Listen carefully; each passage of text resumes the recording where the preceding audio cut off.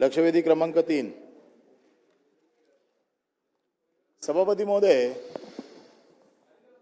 ह्या लक्षवेधीच्या माध्यमातून मुंबई शहरामध्ये बिल्डर, महानगरपालिकेचे अधिकारी यांचं कसं मोठं नेक्सस चालू आहे आणि याच्यामध्ये गरिबांना ज्या झोपड्या ज्या निष्कासित केल्या जातात याचं एक मोठं उदाहरण हे या प्रकरणात आहे. कोंडिविट्याला ज्या वेळेला कोंडिविटाच्या ज्या झोपड्या आहेत, कोंडिविटा कदमवाडीचा जो रस्त्याचा डीपी मधना रोड वाइंडिंग ज्या वेळेला काढली, ही रोड वाइंडिंग फार जुनी काढलेली आहे आणि ही रोड वाइंडिंग करण्यासाठी आतापर्यंत महानगरपालिकेने कधीच प्रयत्न केले नव्हते. परंतु ज्या वेळेला तिकडे बिल्डर आला, ज्या वेळेला तिकडे बिल्डरने आपल्या SRAचं काम चालू केलं आणि PTC मध्ये बिल्डरला कशी मदत मिळेल याच्यासाठी महानगरपालिका ज्या पद्धतीने ऍक्टिव्हेट झाली आणि ज्या पद्धतीने महानगरपालिकेने अतिशय एकदम जोमात काम चालू केलं त्याचं हे उदाहरण आहे. सभापती महोदय, की ज्या वेळेला रोड एक्सटेन्शन करतात त्यावेळेला जाहीर नोटीस लावली जाते. जाहीर नोटीस लावली जाऊन त्यांना नोटीस दिली जाते. नोटीसमध्ये सांगितलं जातं तुमच्याकडचे कागदपत्र आणून द्या. कागदपत्रांची छाननी होते. कागदपत्रांची छाननी झाल्याच्या नंतर त्यांना पात्र अपात्र ठरवलं जातं आणि अपात्र असतील त्याला नोटीस दिली जाते आणि पात्र लोकांना PAP दिली जाते. ही सर्वसाधारण त्याची प्रोसेस आहे. परंतु यामध्ये जे काय आता हे या कदमवाडीच्या प्रकरणात चालू आहे, या कदमवाडीच्या प्रकरणामध्ये ज्या वेळेला वॉर्ड ऑफिसर नितीन शुक्ला, तिकडचे सहाय्यक अभियंता भूषण राणे, उपअभियंता विशाल कोकाटे यांनी कुठलीही प्रोसेस न फॉलो करता लगेच ताबडतोब नोटीस बोलून एकेकाला बोलवून हे सगळे तुम्ही अपात्र आहात, तुमच्या झोपड्या आता तोडल्या जातील. सर्वसाधारण 16 मे पासून मुंबईमध्ये कुठलाही रस्ता खणला जात नाही, मुंबईमध्ये कुठल्याही प्रकारचं तोडकाम होत नाही पावसाळ्यामध्ये. परंतु असं असताना 3 दिवसामध्ये ताबडतोब तुमच्या घरं खाली करा, नाहीतर 3 दिवसात आम्ही तुमची घरं तोडून टाकू, अशा प्रकारे घाबरवून त्यांचे जे एजंट आहेत, हे एजंट त्यांची नावं पण वाचतो मी, या एजंटने प्रत्येक घर कोणाला 15 लाख, कोणाला 20 लाख, हे घर कैलाश, सचिन, सय्यद, अनवर, मुश्ताक, दिनेश हे सगळे एजंट त्या भागात काम करतात आणि मग प्रत्येक घर ते लोक विकत घेतात. कोणाचं 15 लाखाला घेतात, कोणाला सांगतात तू पात्र असलास तरी तुला माहुलला देऊ, तुला दहिसरला देऊ. आता ती घरकाम करणारी लोक आहेत, झोपडपट्टीत हातावरती पोट असलेले लोक आहेत. अशा पद्धतीने घाबरवून त्यांना ताबडतोब 15-20 लाख रुपये देऊन त्यांची घरं ताब्यात घ्यायची. ती घरं अपात्र ताब्यात घ्यायची आणि यांच्याकडे घरं आली की त्याला कुठल्या प्रकारचे कागदपत्र जोडले जात नाहीत माहित नाही, परंतु ती घरं पात्र होतात आणि ती घरं पात्र झाली की त्याचा FSI किंवा त्याचा FSI PTC मध्ये लोड केला जातो. हा मुंबईतला एक मोठा स्कॅम आहे आणि हे अंधेरी हे त्याचं अतिशय उत्तम उदाहरण आहे. आतापर्यंत तिकडे जी काही घरं अपात्र म्हणून घेतली, ह्या घरांची सगळ्यांची पात्रता आता झालेली आहे. ही घरं तोडली केव्हा? ज्या वेळेला महानगरपालिकेचं पूर्ण सर्क्युलर आहे की पावसाळ्यात घरं तोडायची नाही, पावसाळ्यात त्यांची घरं तोडून टाकली. लोकांमध्ये दहशतीचं वातावरण निर्माण करून टाकलं. कुठली प्रोसिजर आणि त्याचा टोटल सर्वे केव्हा होतो? पहिला टोटल सर्वे होतो, नंतर मग वाइंडिंगची नोटीस दिली जाते. याचा अगोदर म्हणजे आज आता 1 डिसेंबरला ते काम सुरू झालंय. घरं तोडलेत त्यांची जुलैमध्ये. सर्वसाधारण ज्यावेळेला काम सुरू करायचं असतं त्याच्या अगोदर घरं तोडली जातात. आजपर्यंत ते काम सुरू झालं नव्हतं, आता 1 डिसेंबरला काम सुरू झालं. म्हणून ह्या निमित्ताने माझी मंत्र्यांकडे ही मागणी आहे, हे नितीन शुक्ला हे ह्याच्यामधले फार मोठे एजंट आहेत. सगळ्या अंधेरीतल्या बिल्डर लोकांना हाताशी घ्यायचं. हे त्यांचे 2 अधिकारी भूषण राणे आणि कोकाटे, हे कोकाटे त्यांचे उजवे आणि डावे हात आहेत. हे सगळं कलेक्शन करतायत, लोकांना घाबरवत आहेत आणि म्हणून या प्रकरणाची गंभीरपणे चौकशी करून, ही चौकशी नितीन शुक्लाच्या अंडर होऊ शकत नाही. म्हणून पहिलं नितीन शुक्लाला सस्पेंड करा, या 2 अधिकाऱ्यांना सस्पेंड करा आणि ही चौकशी करून या गरिबांची, हे कोण मोठे लोक नाही आहेत, हे झोपडपट्टीत राहणारे लोक आहेत, परंतु या झोपडपट्टीत राहणाऱ्या लोकांना बेघर करून त्यांच्या घरावरती यांचे या बिल्डरचे इमले बांधले जात आहेत. त्याच्यामुळे माझा स्पेसिफिक प्रश्न आहे की या प्रकरणाची चौकशी करून आपण ह्या तिन्ही अधिकाऱ्यांना सस्पेंड करणार का?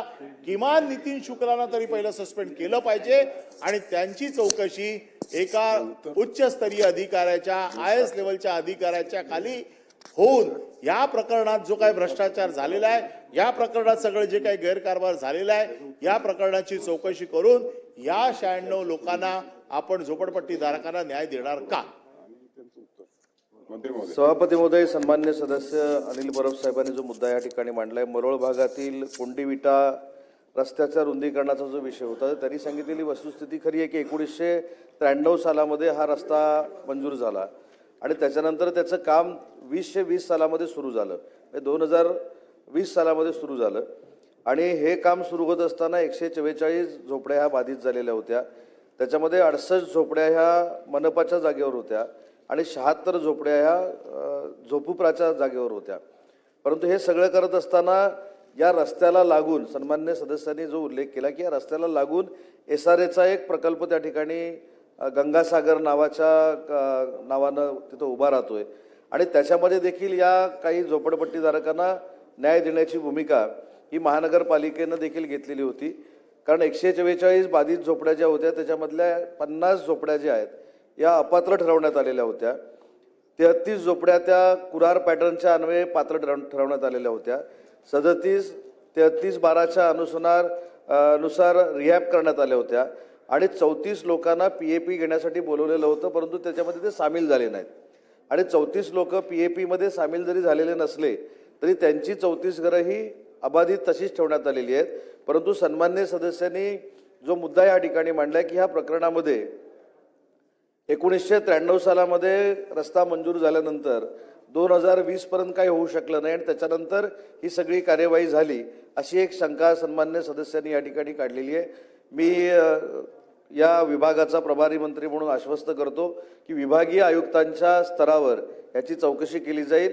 30 दिवसाच्या आत त्याच्यामध्ये चौकशी केली जाईल आणि 30 दिवसात याच्यामध्ये जे कोण सहभागी असतील त्यांच्यावर सस्पेन्शनचे काय जर त्याच्यामध्ये अजून इन्व्हॉल्ड असतील तर त्यांना डिसमिस करण्यापर्यंतची कारवाई केली जाईल. आमचं म्हणणं असं आहे की SRA चालू आहे बाजूला, तुम्ही या इकडचा FSI जो पात्रतेचा जो ह्या लोकांकडनं घेणार आहे तो तिकडे लोड करणार आहात तर त्यांना तिकडेच घरं देण्यामध्ये काय हरकत आहे? ज्यांना पात्र केलेलं आहे त्यांना देखील माहुलला, त्यांना दहिसरला तुम्ही आश्वस्त करा की त्या लोकांना तुम्ही तिकडेच घरं द्याल. कारण PAP तुमच्याकडे असेही जनरेट होणार आहेत. जर PAP तिकडे जनरेट होत आहे तर तुम्ही त्यांना बाहेर कशाला पाठवताय? तुम्ही त्यांना तिकडे नियमाप्रमाणे 3 किलोमीटरच्या हद्दीमध्ये तुम्हाला द्यावं लागतं. मंत्री महोदय उत्तर देतो. सभापती महोदय, सन्मान्य सदस्यांनी सांगितलेला मुद्दा अगदी रास्त आहे. त्याच्यामुळे तिथं SRAचा प्रकल्प ऑलरेडी होतोय, त्याच्यातनं PAP क्रिएट होणार आहेत. त्याच्यामुळे या प्रकल्पाच्या संदर्भातल्या लोकांना PAP तिथंच देण्याचे निर्देश दिले जातील. सांगितलं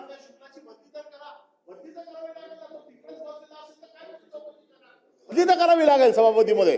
नाही, बदली तर करावी लागेल. या तिघांची बदली करावी लागेल. या तिघांची बदली तर करावी लागेल. परब साहेबांची सगळी माहिती खरी आहे अशी ग्राह्य धरून आपण विभागीय चौकशी लावण्याचा देखील निर्णय घेतला. त्यांनी सांगितले की IAS ऑफिसरच्या मार्फत चौकशी करावी. मी सांगितले की विभागीय आयुक्तांच्या मार्फत याची चौकशी केली जाईल. 30 दिवसाच्या आत केली जाईल. याच्यामध्ये जे कोण सामील असतील त्यांच्यावर पूर्ण कारवाई केली जाईल. परंतु चौकशीच्या अगोदर बदली करणं किंवा सस्पेंड करणं हे योग्य नाही. 30 दिवसाच्या चौकशी करून त्याच्यामध्ये जे कोण असतील त्यांच्यावर कारवाई केली जाईल. मी जे बोलतोय खरं बोलतो हा सभापतीचा अलिखित नियम आहे. आता मी जेव्हा सांगतो एखादी गोष्ट किमान ती तर प्रायमा फेसी मान्य करून मी काय सस्पेंड करा असं सांगत नाही. ते जर निर्दोष असतील तर त्यांना परत आणा. परंतु कागदपत्र ज्यांच्या हातात आहे म्हणजे फौजदाराचीच चौकशी होणार आहे ज्याच्याकडे कागदपत्र आहेत त्याची कमीत कमी बदली करा, चौकशी करा. निर्दोष असतील तर परत आणा. बदली तर करावी लागेल कारण हेच लोक कागदपत्र देणार आहेत, हेच लोक सगळे पुरावे देणार आहेत. चौकशी करणार कोणाकडे? तो वॉर्ड ऑफिसरच तिकडे बसलेला आहे. त्याच्यामुळे 3 अधिकाऱ्यांची तुम्ही बदली करा. निर्दोष असतील तर परत आणा. आमचं काही म्हणणं नाही. 30 दिवसात रिपोर्ट आणा.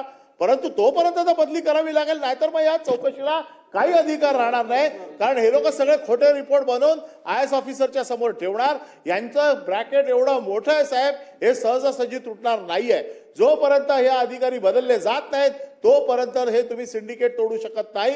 त्याच्यामुळे तुम्हाला बदली करून तुम्हाला जी चौकशी करायची ते करा. 30 दिवसात त्याचे रिपोर्ट आणा. ते जर निर्दोष असतील तर त्यांना प्रमोशन द्या, त्यांना जर निर्दोष असतील तर. पण तो बदमाश अधिकारी इतका म्हणजे आता शब्द वापरू नये असं मी आता बोलले मंत्री महोदय उत्तर देतात. सभापती महोदय, कुठचंही अनिल परब साहेबांनी सांगितलेलं आम्ही नाकारलेलं नाही. जर आवश्यक असेल तर प्रधान सचिवाच्या स्तरावरच्या अधिकाऱ्याच्या अध्यक्षतेखाली देखील आपण समिती नेमून चौकशी करू शकतो. त्याच्याबद्दल दुमत असण्याचं काही कारण नाही.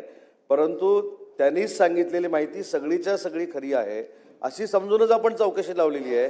त्याच्यामुळे 30 दिवसात चौकशी होईल आणि चौकशी अंती जे त्याच्यामध्ये सामील असतील, मी एवढंच सांगितलं नाही तर सस्पेन्शन कशाला, त्याच्यामध्ये जे कोण गिल्टी असतील त्यांना डिसमिस करण्यापर्यंतची आपण कारवाई करू.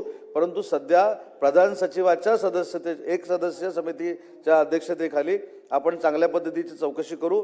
30 दिवसाचं वेळ त्यांना देऊ आणि 30 दिवसात आपण ही कारवाई करू. सुनील शिंदे.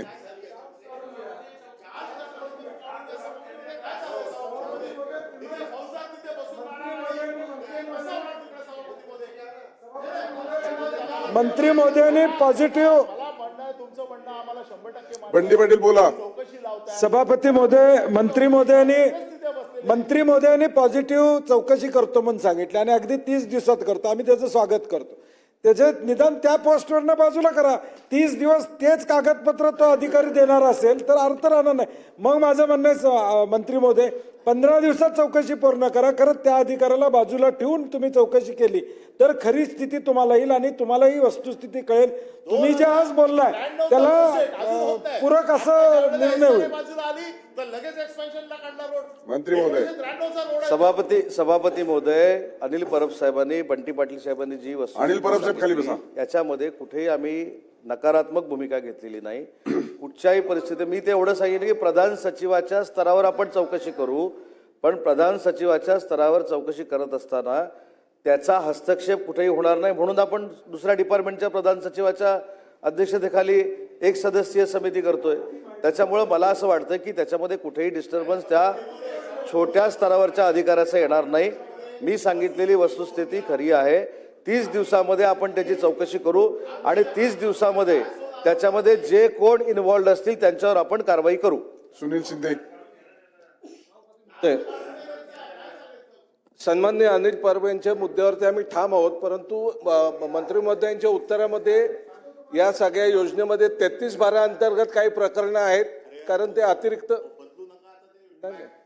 ट्रॅक बदलत नाही. ठाम बोललो ना, त्याच्यावर ठाम आहे आपण.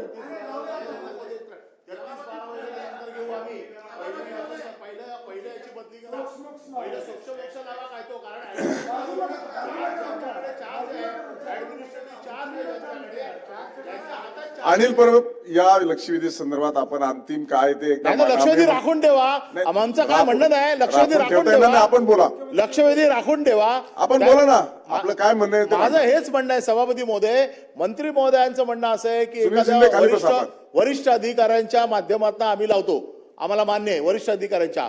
मी ज्या वेळेला एखादा सदस्य सांगतोय, इतक्या टर्मचा सदस्य सांगतोय, ते खरं आहे असं तुम्ही समजताय म्हणजे प्रायमा फेसी तुम्ही मान्य करताय की मी खरं बोलतोय.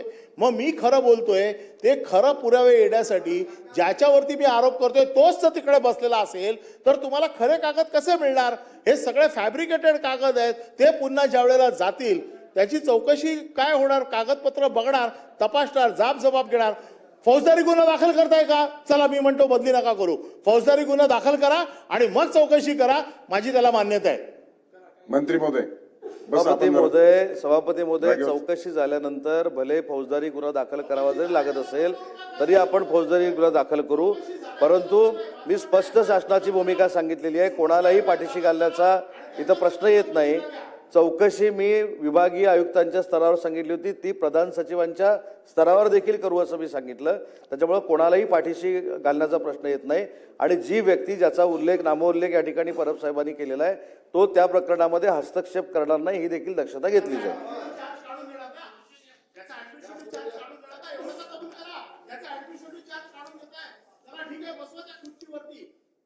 Without power तर बसवा. या चौकशीत त्याचा हस्तक्षेप या चौकशीत त्याचा हस्तक्षेप घेऊ नका ना. नाही सांगितलं हा. संदर्भामधले मंत्री- कुठचेही कागदपत्र त्यामध्ये ते हस्तक्षेप करणार नाहीत. तेवढ्यापुरता जो काही चार्ज आहे तो त्यांचा काढून घेण्यात येईल.